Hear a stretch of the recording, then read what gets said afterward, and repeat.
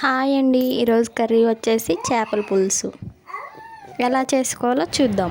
ముందుగా ఒక గిన్నెలో చేపలు వేసుకొని అందులో ఒక స్పూన్ పసుపు, ఒక స్పూన్ ఉప్పు, కొంచెం అల్లం వెల్లుల్లి పేస్టు, కొంచెం నూనె వేసుకొని ఆ తర్వాత రుచికి సరిపడా కారం వేసుకోవాలి. వేసుకున్న తర్వాత ఇవన్నీ ముక్కలకు పట్టేలాగా బాగా కలుపుకోవాలి.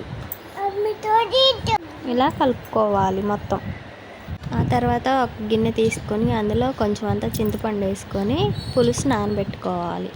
ఆ తర్వాత ఒక బౌల్ తీసుకొని స్టవ్ ఆన్ చేసుకొని అందులో ఆయిల్ వేసుకొని నూనె హీట్ అయ్యాక ఒక ఉల్లిపాయ ముక్క వేసుకోవాలి.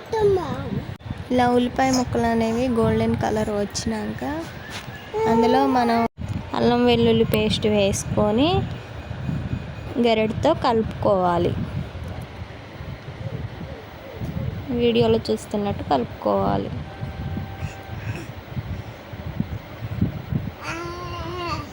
మొత్తం ఇలా కలుపుకున్న తర్వాత మరలా అందులో కొంచెం కారం వేసుకోవాలి. ఆ తర్వాత చిటికెడు ఉప్పు వేసుకొని ఇలా కలుపుకోవాలి.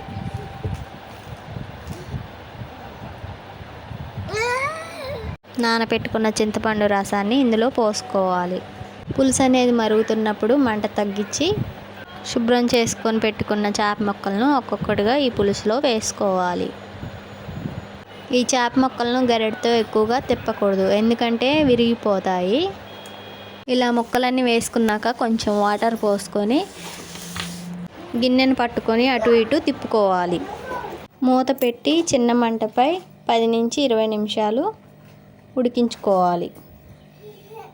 ముక్క ఉడికి నూనె పైకి తేలుతున్నప్పుడు ముందుగా సిద్ధం చేసుకొని పెట్టుకున్న మసాలా పొడి వేయాలి. కొంచెం మెంతి పొడి కూడా వేసుకోవాలి.